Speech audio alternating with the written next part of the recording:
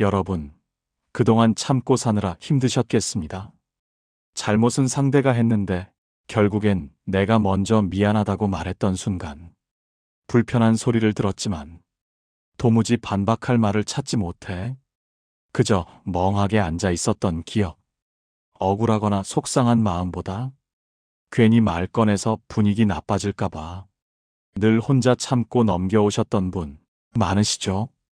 그래, 내가 어른이니까 조용히 넘기는 게 낫지. 그런 생각으로 말하지 않고 버텼던 순간들.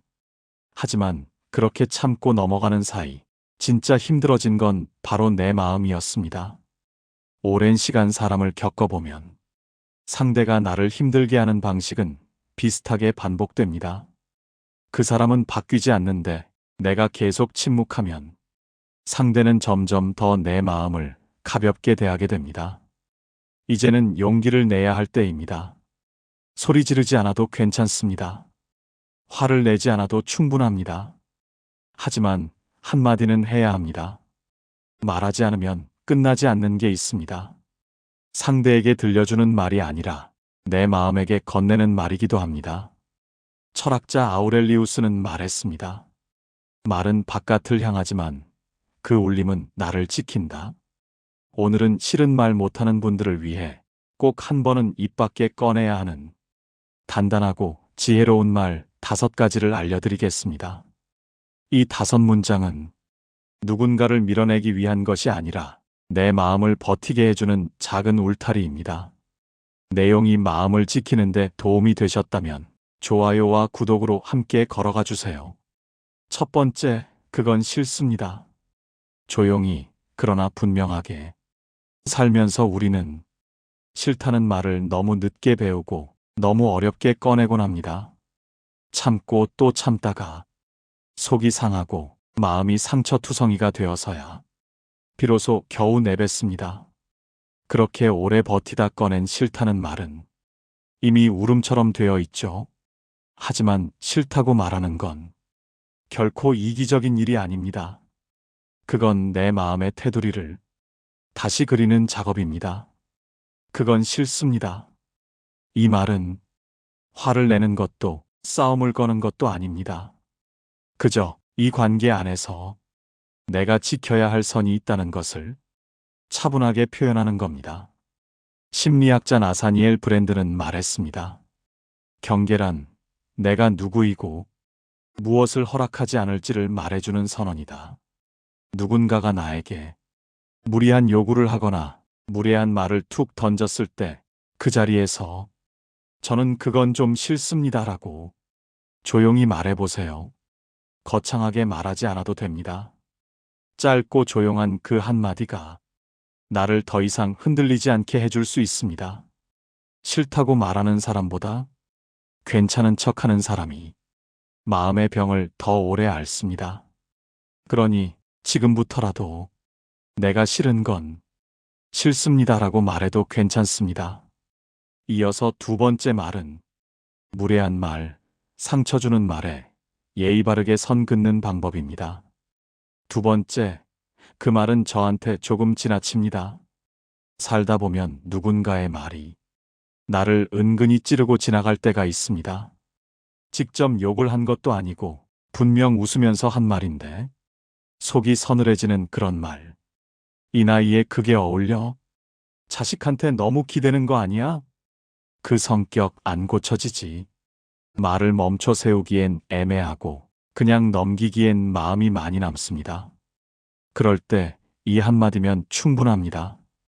그 말은 저한테 조금 지나칩니다.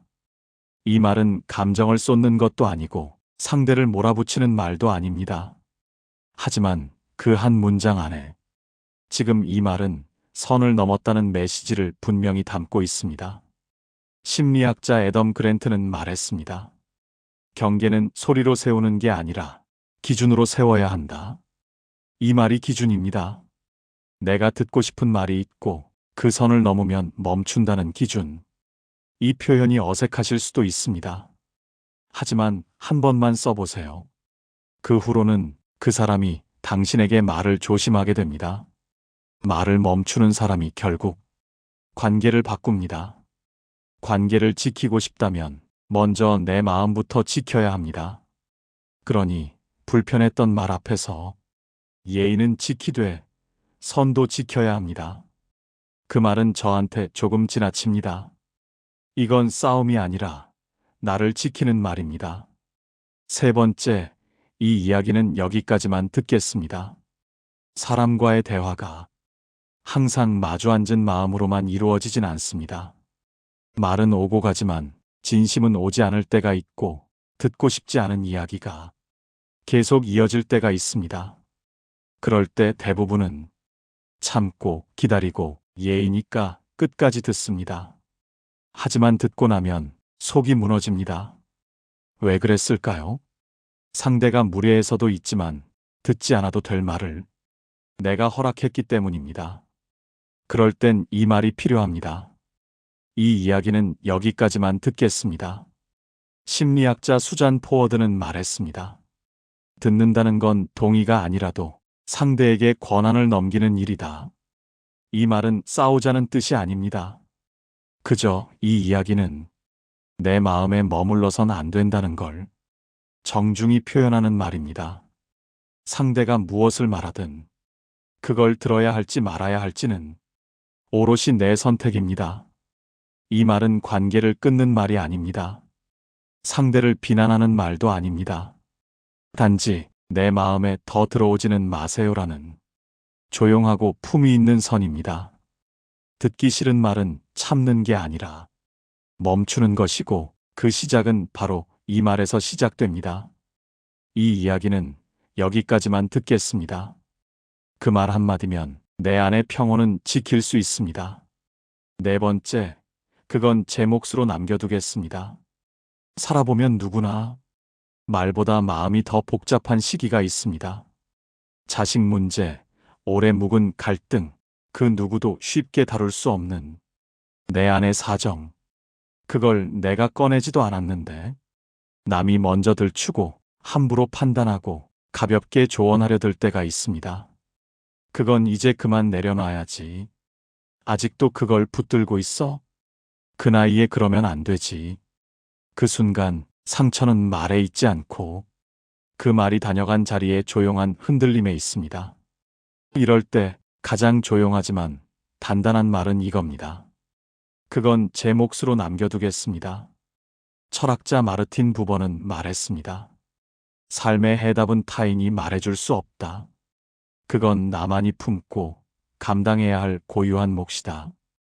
이 말은 상대의 말에 싸우려는 것도 해명을 하려는 것도 아닙니다.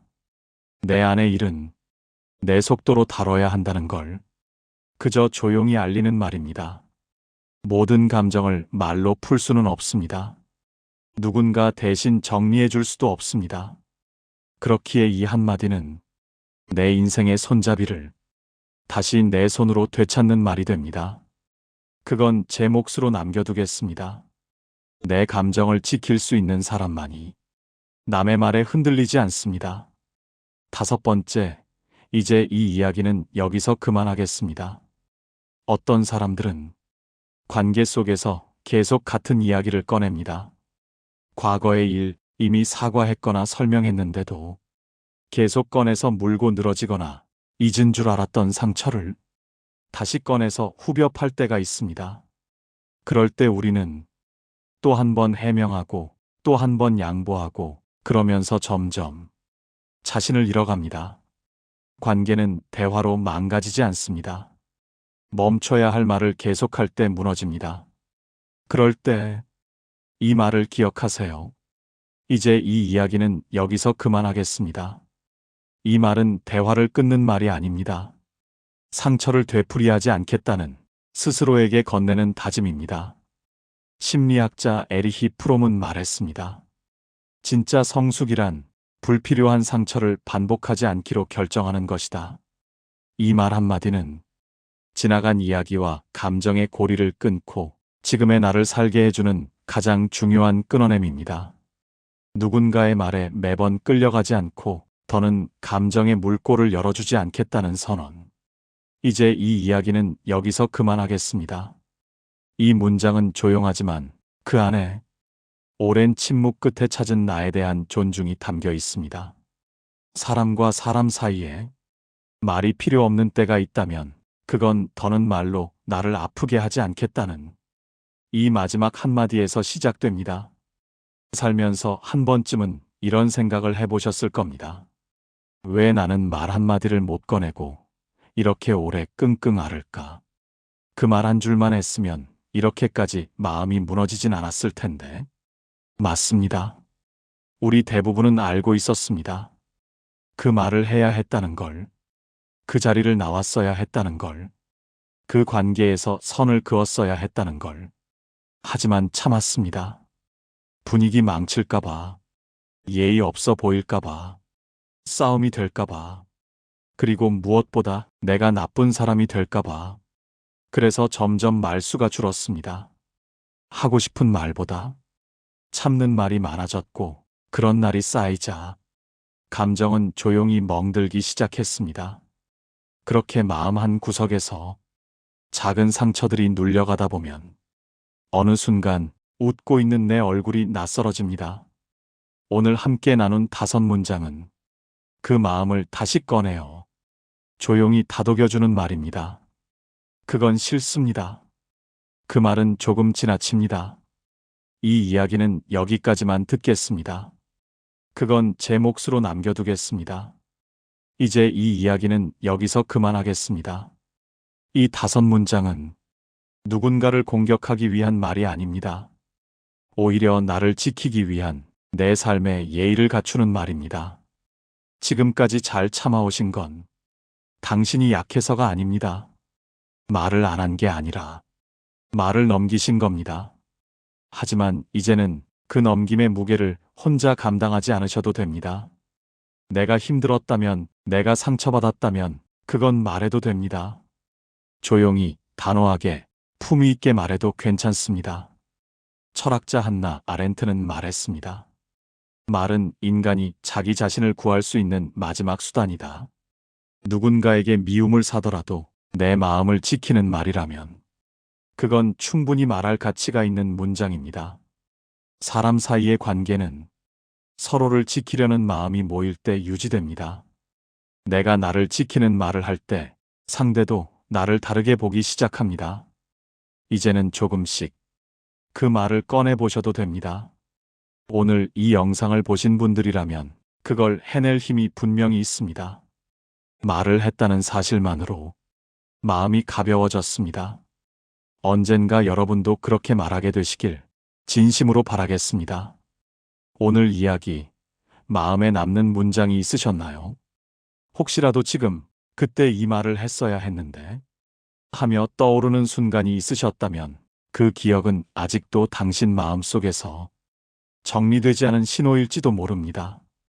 댓글로 여러분의 이야기를 들려주세요. 그때 하지 못했던 말, 지금이라도 하고 싶은 말, 혹은 아직 말하지 못했지만 마음에 품고 있는 한마디. 이 채널은 누군가를 꾸짖기 위한 공간이 아닙니다. 참고 넘겼던 마음, 조용히 버텨온 내면을 함께 돌아보고 지혜롭게 말하는 연습을 함께하는 공간입니다. 구독이나 좋아요는 이 길을 함께 걷겠다는 약속으로 생각하겠습니다. 말을 배운다는 건 상대에게 잘 보이기 위한 것이 아니라 내 마음을 잃지 않기 위한 연습입니다.